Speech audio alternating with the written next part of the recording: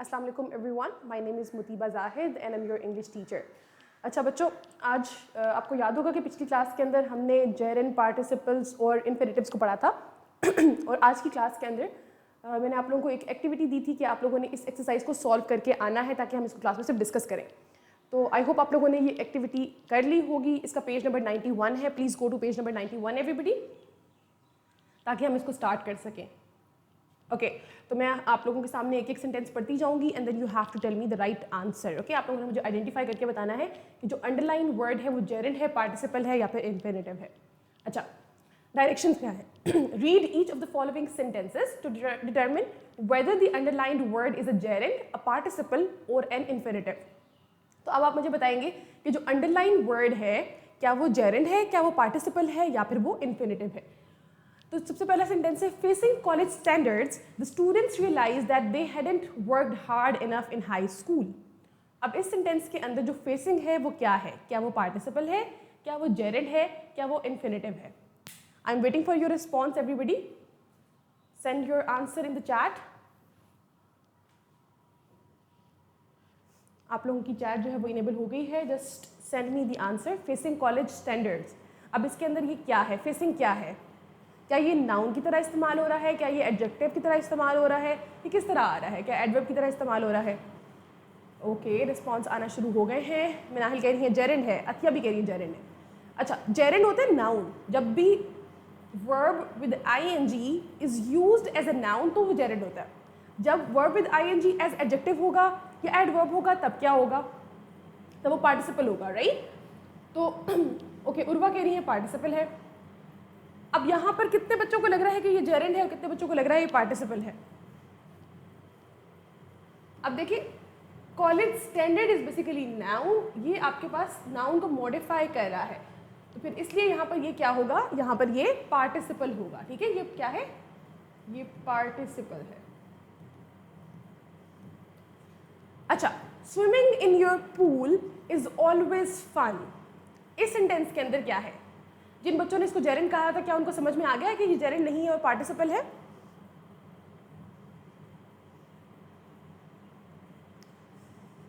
Okay, good, ठीक है Kashyap.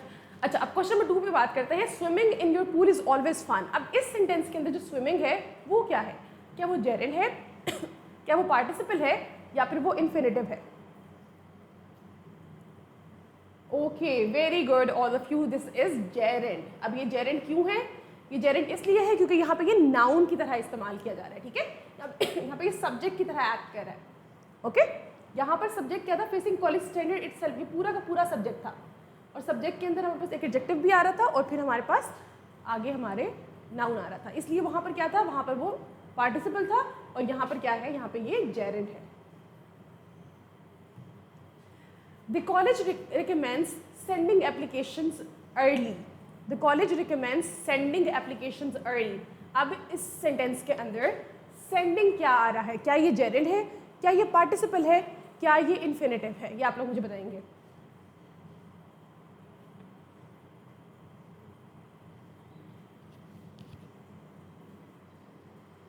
Sending applications object की जगह आ रहा है।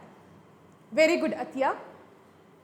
Misbah, this is gerund. Sadia, very good, this is gerund. Mrs. Sears, showing more bravery than wisdom, invited 30 boys and girls to a party. अब इसके अंदर आप मुझे बताएंगे कि showing क्या है? पार्टिसिपल है। वेरी गुड सादिया, अतिया, ये क्या है? यहाँ पर पार्टिसिपल।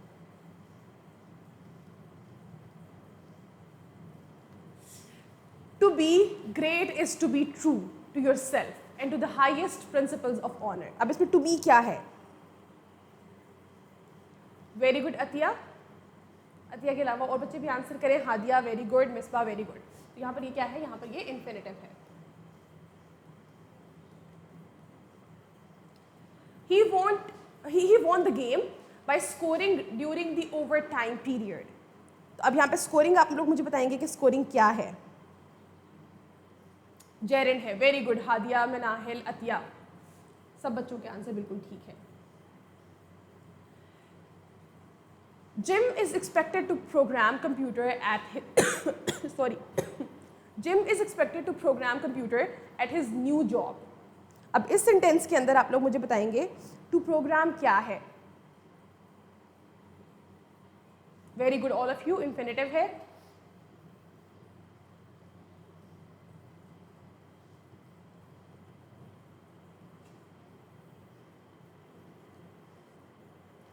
ओके, नेक्स्ट हमारे पास आ रहा है her most important achievement was winning the national championship. अब इसके अंदर विनिंग क्या है?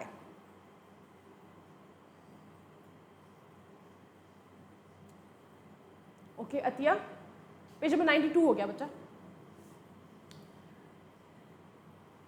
यहां पर ये जेरेंड आएगा.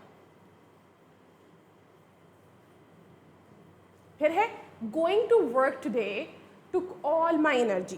Going to work today took all my energy. अब इसमें going क्या है? gerund है. Very good all of you. क्योंकि वो noun की जगह पर आ रहा है तो यहाँ पे क्या होगा ये gerund. लेकिन अगर मैं पूछूं to work क्या है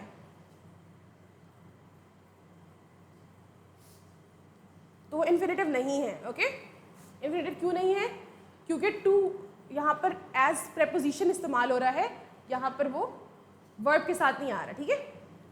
the student left in charge of the class was unable to keep order. अब टू कीप यहाँ पर क्या है? टू कीप यहाँ पर क्या है? Very good Atiya, Kashaf, Minahil. Infinitive है. ठीक है, टू आ रहा है ना. टू तो जहाँ पर भी आ जाता है वो इन्फिनिटिव है, तो पार्टिसिपल तो हो ही नहीं सकता. यहाँ पर क्या होगा? ये इन्फिनिटिव. ठीक है. आई होप यहाँ तक सबको क्लियर हो गया होगा. अब आते हैं हम अपने नेक्स्ट सेक्शन पे, और वो क्या है? राइटिंग सेक्शन है. Guideline for paraphrasing a poem. आपने किसी भी पोएम को, किसी भी पोइट्री को पैराफ्रेजिंग करनी हो तो उसके लिए क्या करना ज़रूरी है उसको हम देख लेते हैं. लेट्स सी हमारे पास यहाँ पर क्या लिखा हुआ है.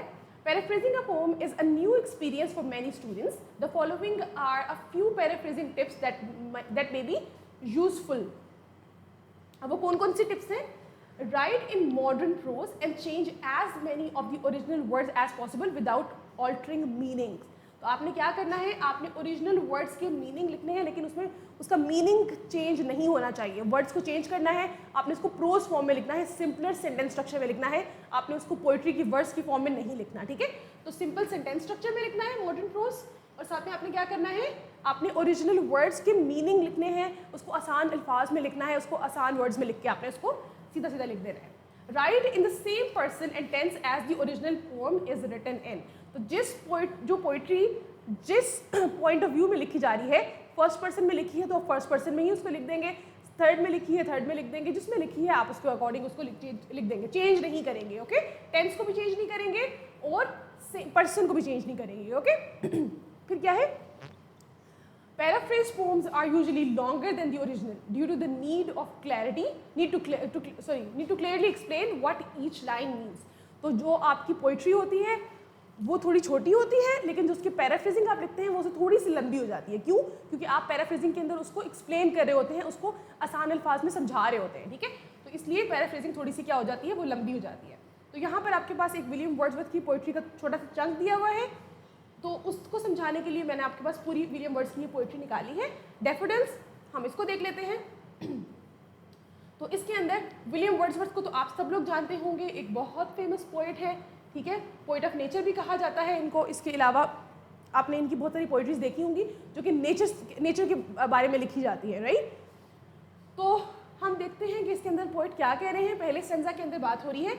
I wandered lonely as a cloud that floats on high over vales and hills, when all at once I saw a crowd, a host of golden daffodils, beside the lake, beneath the tree, fluttering and dancing in the breeze. अच्छा बच्चों, अब इसमें क्या है? ये पूरा का पूरा जो स्टेंजा है इसके अंदर पोइट क्या बात कर रहा है? पोइट इसके अंदर ना डिफरेंट फिगर्स ऑफ स्पीच इस्तेमाल कर रहा है. जैसे पर्सोनिफिकेशन का इस्तेमाल हो रहा है, जैसे सिमिली का इस्तेमाल हो रहा है. I wandered lonely as a cloud. अब यहाँ पे पोइट अपने आप को कंपेयर कर रहा है किसके साथ? क्लाउड के साथ. तो यहाँ पर क्या है? ये सिमिली का इस्तेमाल हो रहा है. राइट. आप सब बच्चों को मैंने पढ़ाया था ना फिगर्स ऑफ स्पीच, तो आप लोगों को पता होगा कि सिमिली क्या होती है, कि जब आप दो चीज़ों का कंपैरिजन करते हैं एज और लाइक का इस्तेमाल करके। तो पोइट अपने आप का कंपैरिजन कर रहा है किसके साथ? क्लाउड के साथ, ठीक है। फिर क्या है? That floats on high over vales and hills. तो वो क्या है? वो वेलीज और हिल्स के ऊपर से जो गुजरता है बस घूमते फिरते हुए। When all at once I saw a crowd, और फिर वो क्या कह रहा है कि मैंने एकदम से क्या देखा? I saw a crowd, और क्राउड किस चीज़ का था? A host of golden daffodils, कि बहुत सारी ढेर सारी डैफोडिल्स थी। यहाँ पे इमेजरी का इस्तेमाल किया जा रहा है, ठीक है, इमेज क्रिएट हो रहा है गोल्डन डैफोडिल्स के नाम से ही। फिर क्या है? Beside the lake beneath the tree, और वो डैफोडिल्स कहाँ थी? वो हर जगह थी। Fluttering and dancing in the breeze। अब dancing क्या है बेसिकली? ये तो एक इंसान कर सकते हैं, परिंदे तो नहीं कर सकते, ना ही आपके फूल कर सकते हैं। तो यहाँ पर किस चीज़ का इस्तेमाल हो रहा है? पर्सोनिफिकेशन का, ठीक है। फ्लटरिंग एंड डांसिंग क्या है basically? That is the personification, कि किसको पर्सोनिफाई किया जा रहा है? आपके पास जो गोल्डन डैफोडिल्स हैं उनको पर्सोनिफाई किया जा रहा है। तो इसकी पैराफ्रेजिंग देख लेते हैं। The poet says he was walking alone in nature like a cloud floating over valleys and hills. Suddenly, he saw a large group of golden daffodils near a lake under the tree. The flowers were moving and swaying beautifully in the wind as if they were dancing. तो क्या था? वो जो वहाँ पे daffodils थे वो ऐसे लग रहा था जैसे वो डांस कर रहे, ठीक है। अब हमारे पास इसमें figure of speech, simile, personification, imagery का इस्तेमाल हुआ है जो मैंने आप लोगों को बता दिया। अच्छा, अब हम इसकी राइम स्कीम कर लेते हैं। राइम स्कीम हम कैसे करते थे? रिमेंबर, हम आखिरी वर्ड्स को अंडरलाइन करते हैं और पहले साउंड को हम ए कह देते हैं। क्लाउड हिल्स क्या आपस में राइम कर रहे हैं? नहीं कर रहे, हम इसको बी कह देते हैं। क्राउड और क्लाउड क्या आपस में राइम कर रहे हैं? यस, तो इसको हम ए कह देते हैं। डैफोडिल्स वो हिल्स के साथ कर रहा है तो फिर बी आ जाएगा। ट्रीज किसी के साथ भी नहीं कर रहा, ब्रीज ट्रीज के साथ कर रहा है, सी। तो इस तरीके से हम क्या करेंगे?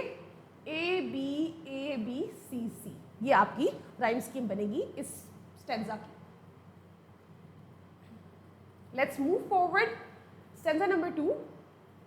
अब इसमें क्या कह रहा है poet? Continuous as the stars that shine and twinkle on the Milky Way, they stretched in never-ending line along the margin of a bay. 10,000 saw I at a glance, tossing their heads in sprightly dance. अब क्या है?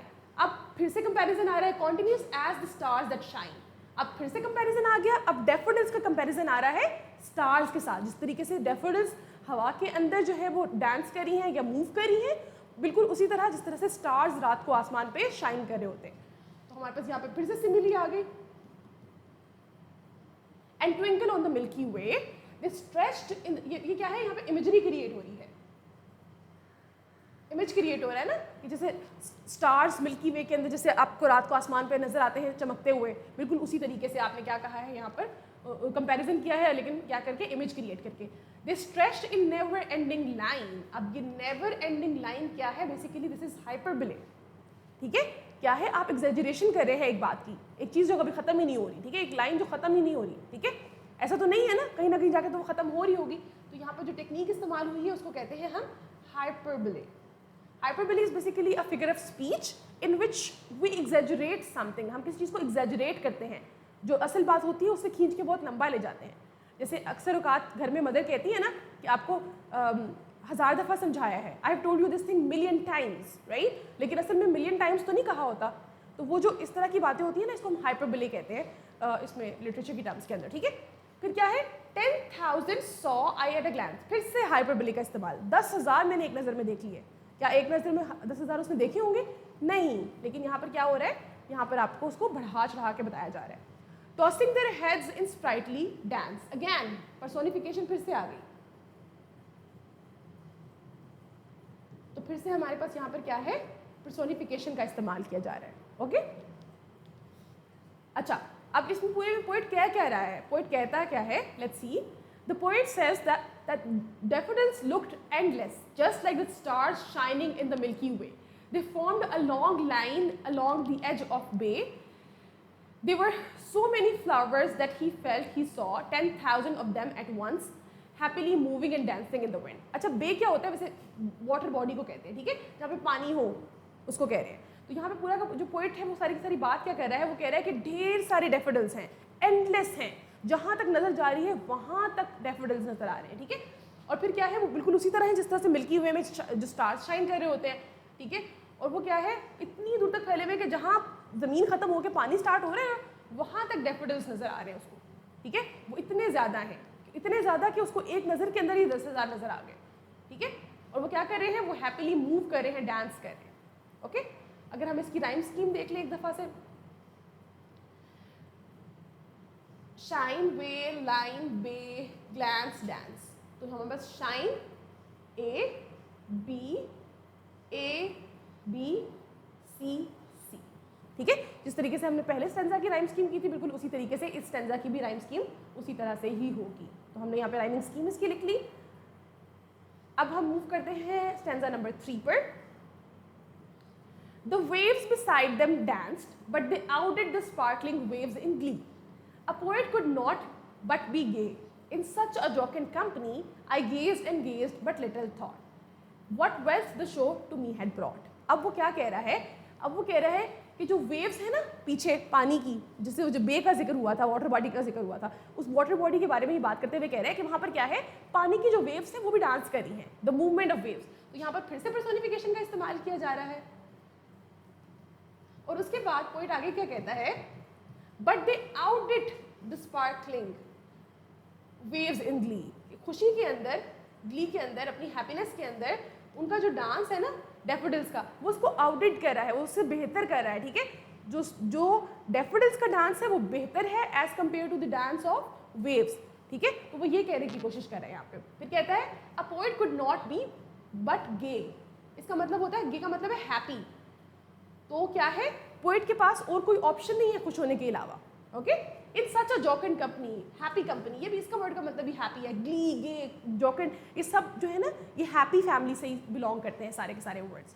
तो यहाँ पे क्या है, वो कह रहे हैं कि इतनी अच्छी कंपनी के अंदर, इतनी खुशी वाली, इतनी जो रिफ्रेशिंग कंपनी है उसके अंदर क्या हो रहा है, I gazed and gazed but little thought. Gaze, एक चीज़ को देखे जा रहा है, कह रहे हैं मैं उसको देखे ही जा रहा हूँ, देखे जा रहा हूँ, मैं इसको देख ही रहा हूँ खाली, ठीक है। What wealth the show to me had brought, कि ये इतना जो वैल्यूएबल मूवमेंट है ये मेरे पास किस तरीके से आ गया, वो उसको क्या कह रहा है, उस मूवमेंट को जो है ना वो इंजॉय कर रहा है। तो इसकी पैराफ्रेजिंग देख लेते हैं। The waves of the lake were also dancing but the daffodils were even happier than the sparkling waves, ठीक है। तो यहाँ पर क्या कह रहा है, वो कह रहा है कि जो वेव्स भी डांस कर रही हैं लेकिन जो डैफोडिल्स का डांस है वो ज़्यादा अच्छा डांस है, ठीक है, वो ज़्यादा हैप्पी है। And any poet would feel joyful in such cheerful company. तो इतनी चेयरफुल कंपनी के अंदर, इतनी हैप्पी कंपनी के अंदर एक पोएट जो है वो सिर्फ जॉयफुल ही फील करेगा और सब कुछ उसकी फीलिंग्स जो है उस टाइम पे नहीं होगी, कोई सैडनेस नहीं होगी, कुछ भी नहीं होगा। The poet kept looking at the flowers for a long time but did not realize at that moment how valuable that beautiful sight would later become for him. वो उस टाइम पे वो जिन फूलों को, जिस साइट को देख रहा था, जिस सीन को देख रहा था, वो उसके लिए कितनी वैल्यूएबल बन जाएगी बाद में, उसको इस चीज़ का अंदाज़ा ही नहीं था। तो लेट्स सी कि आगे क्या होता है। इसके अंदर भी हम इसकी राइम स्कीम देख लेते हैं। Day, glee, gay, company, thought, brought. A B, A company, glee, B thought, C brought, C, ठीक है। तो ये हमारी फिर से राइम स्कीम बन जाएगी, A B C C. I hope यहाँ तक क्लियर हो गया होगा। Let's move forward. अब हम इसके आखिरी स्टेंजा पे जाते हैं, stanza number 4। For off when on my couch I lie, in vacant or in pensive mood, they flash upon that inward eye, which is the bliss of solitude. And then my heart with pleasure fills and dances with the daffodils. अब यहाँ पर क्या कह रहा है कि often जब मैं अपने सोफे पे, काउच पे लेटा हुआ होता हूँ, चाहे मेरे दिमाग के अंदर कोई सोच है, चाहे मेरा दिमाग खाली है, वेकेंट एंड पेंसिव, ठीक है, खाली दिमाग है, चाहे कोई सोच है मेरे दिमाग में, चाहे वेकेंट है चाहे पेंसिव मूड है, दोनों के अंदर दे फ्लैश अपॉन दैट इनवर्ड आई। तो वो क्या है, वो जो मेरी इंटरनल आई है, जो मेरे दिल की आंख है, उसके अंदर वो रिफ्लेक्ट होते हैं। वो उसके बाद मैं दोबारा से उसको क्या करता हूँ, मैं उसको रिलीव करता हूँ उस मेमोरी को, which is the bliss of solitude. Sorry, अच्छा, which is the bliss of solitude. वो कह रहा है कि जब आप अकेले एक तन्हा टाइम गुजार रहे हैं ना, अलॉन, उस टाइम के अंदर ना ये एक ब्लेसिंग है, ये ब्लिस है, ये बहुत अच्छी आपके लिए एक चीज़ है, ठीक है। This is kind of a gift for you, कि आप अपने फ्री टाइम में बैठ के आप किस चीज़ को रिकॉल कर सकते हैं। एक बहुत अच्छी मेमोरी है आपके पास रिकॉल करने के लिए। And then my heart with pleasure fills, और फिर मेरा क्या है, जो दिल है वो खुशी से भर जाता है। And dances with the daffodils. Again यहाँ पे पर्सोनिफिकेशन का इस्तेमाल किया गया है। ऊपर यहाँ पे इमेजरी भी है, couch, when on my couch I lie, ठीक है, जब मैं लेटा हूँ अपने काउच के ऊपर, तो ये आपने क्या है कि एक इमेज क्रिएट कर रहा है, ठीक है। तो यहाँ पर इस तरह की फिगर्स ऑफ स्पीच का इस्तेमाल किया है। तो इसकी पैराफ्रेजिंग देख लेते हैं। The poet says that later when he lies on his couch feeling thoughtful और bored, the memory of the daffodil suddenly appears in his mind. This memory makes him very happy and his heart fills with joy and seems to dance with the daffodils. तो क्या करता है, जब भी वो फारिग किसी वक्त में बैठा होता है, चाहे वो बोर हो रहा है, चाहे उसके दिमाग में कोई चीज़ चल रही है, उस टाइम पे वो जो उसका एक मूवमेंट था डैफोडिल्स वाला, वो रिकॉल करता है, उसको रीलिव करता है और उसको खुशी देता है उस टाइम पे, जिस टाइम पे वो इस तरह के किसी भी मूड में बैठा हुआ हो। अच्छा, अब मेरा एक क्वेश्चन है आप लोगों से बच्चों, आप लोगों ने इस पोइट्री को बड़े गौर से सुना होगा और हमने जो चीज़ें डिस्कस की हैं इन सबको भी देखा होगा, राइट? तो क्या आप लोग मुझे बता सकते हैं कि विलियम वर्ड्सवर्थ की जो डैफोडिल है और जो हमने पीछे पढ़ी थी मोइंग बाय रॉबर्ट फ्रॉस्ट, इन दोनों के अंदर जो एक प्लेजर की बात हो रही है उसमें क्या डिफरेंस है? जो pleasure of daffodils William Wordsworth है, जो इसको खुशी मिल रही है, जो इसकी हैप्पीनेस है, इसकी हैप्पीनेस जो है वो रॉबर्ट फ्रॉस्ट की हैप्पीनेस से किस तरीके से डिफरेंट है? Can you please answer that question? Moving by Robert Frost के अंदर जो हैप्पीनेस थी, जो उसको प्लेजर मिल रहा था एंड पे, वो और जो डैफोडिल्स के अंदर विलियम वर्ड्सवर्थ को प्लेजर मिल रहा है, इन दोनों में क्या डिफरेंस है? नेचर की थीम तो दोनों के अंदर आ रही है ना, दोनों को नेचर से ही प्लेजर मिल रहा है, दोनों को नेचर से ही जो है ना वो सेटिस्फेक्शन मिल रही है, लेकिन एक जो है वो किसी और चीज़ के बारे में बात करता है और दूसरा किसी और चीज़ के बारे में बात करता है। सोचिए ज़रा गौर से कि जो आपके पास रॉबर्ट फ्रॉस्ट था मोइंग के अंदर, वो क्या कह रहा था कि जो लेबर है, जो हार्डवर्क करता है, उसको स्वीटेस्ट ड्रीम मिलता है, राइट? उसको जो है वो हैप्पीनेस मिलती है, वो खुशी मिलती है उस जगह में काम करने से। वो एक फारिग बैठे हुए इंसान को जो मिल सकती है उस तरीके उससे कंपैरिजन नहीं किया जा सकता। ये रॉबर्ट फ्रॉस्ट का आइडिया था, लेकिन विलियम वर्ड्सवर्थ क्या कह रहा है, वो तो फारिग बैठे हुए वो खुशी महसूस कर रहा है, ठीक है। तो ये दोनों का डिफरेंस है। जो विलियम वर्ड्सवर्थ है वो किस चीज़ के बारे में बात कर रहा है, वो उसने सिर्फ एक मेमोरी, एक अपनी आंखों से जो चीज़ देखी वो उसको प्लेजर दे रही है, लेकिन जो रॉबर्ट फ्रॉस्ट है उसके अकॉर्डिंग जो प्लेजर है वो क्या है, वो हार्ड वर्क के थ्रू अर्न किया जा सकता है। वो सिर्फ एक चीज़ को देखने से नहीं आ सकता। when you work hard then you earn that pleasure, ठीक है। तो ये दोनों का डिफरेंस था। आई होप यहाँ तक सबको क्लियर हो गया होगा। अच्छा, तो आज हमारा ये वाला चैप्टर जो चैप्टर नंबर 7 है ये यहाँ पे कंप्लीट हो रहा है। इसके अंदर आपके पास ये पैराफ्रेजिंग का ही यही क्वेश्चन दिया गया था, ठीक है। तो ये आपने क्या करना है, आपने इसकी पैराफ्रेजिंग कर सकते हैं, ठीक है। इसके बाद आपके पास कहा गया है कि right the summary of the poem moving, आपने मोइंग की समरी लिखनी है और आपके पास ऑप्शन क्वेश्चन नंबर सी में आ रहा है right an essay on hard work is की टू सक्सेस, ठीक है। तो ये आप ऐसे भी लिख सकते हैं हार्ड वर्क इज की टू सक्सेस, और मुझे भेज भी सकते हैं, आप कमेंट सेक्शन में भी लिख सकते हैं, ड्राइव पे अपलोड कर सकते हैं, इट्स अप टू यू, ठीक है, जैसे आप करना चाहें। और इसकी समरी भी ज़रूर लिखिएगा मोइंग की, और वो भी आप लोग कमेंट सेक्शन में भेज सकते हैं। That's all for today. आज हमारा चैप्टर नंबर 7 खत्म हो गया है। इंशाल्लाह हम नेक्स्ट क्लास में चैप्टर नंबर 8 स्टार्ट करेंगे। I will see you in the next class. अल्लाह हाफिज़ एवरीबॉडी।